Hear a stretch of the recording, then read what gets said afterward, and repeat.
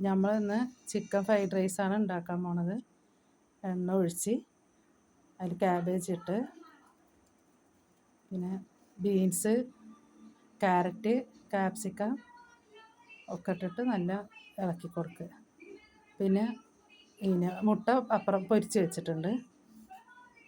മുട്ട ചിക്കി വെച്ചത്, ചിക്കൻ പൊരിച്ചത് എല്ലാം പാടെ ഇട്ടിട്ട് അതിൽ കുരുമുളക് പൊടി, സോസുകൾ, സോയ സോസും ടൊമാറ്റോ സോസും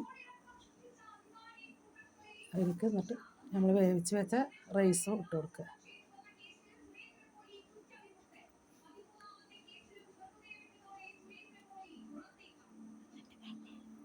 നല്ല ഇളക്കി കഴിഞ്ഞിട്ട് ചിക്കൻ ഇട്ട് കൊടുക്കുക.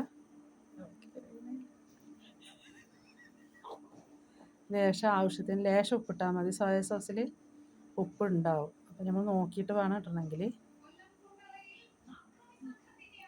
ഇതിലേക്ക് മുട്ട ചിക്കിയിട്ടത് ഇട്ട് കൊടുക്കുക.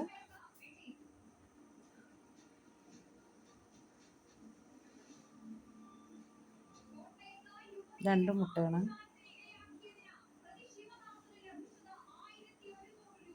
നല്ല ഇളക്കി കുരുമുളക് പൊടി ഇടുക. എന്നിട്ട് നന്നായി ഇളക്കുക. ഒന്നുകൂടി ഇളക്കി കൊടുക്കുക. എന്നിട്ട് അതിലേക്ക് ചോറ് ഇട്ട ശേഷം സോസുകൾ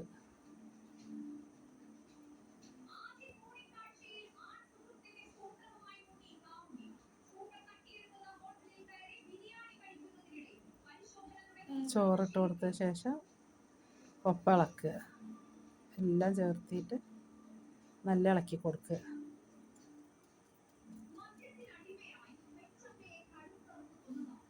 ഇളക്കി കൊടുത്തിട്ട് അതിൽ സോസുകളൊക്കെ ഒക്കെ.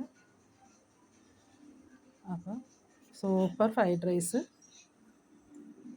റെഡി.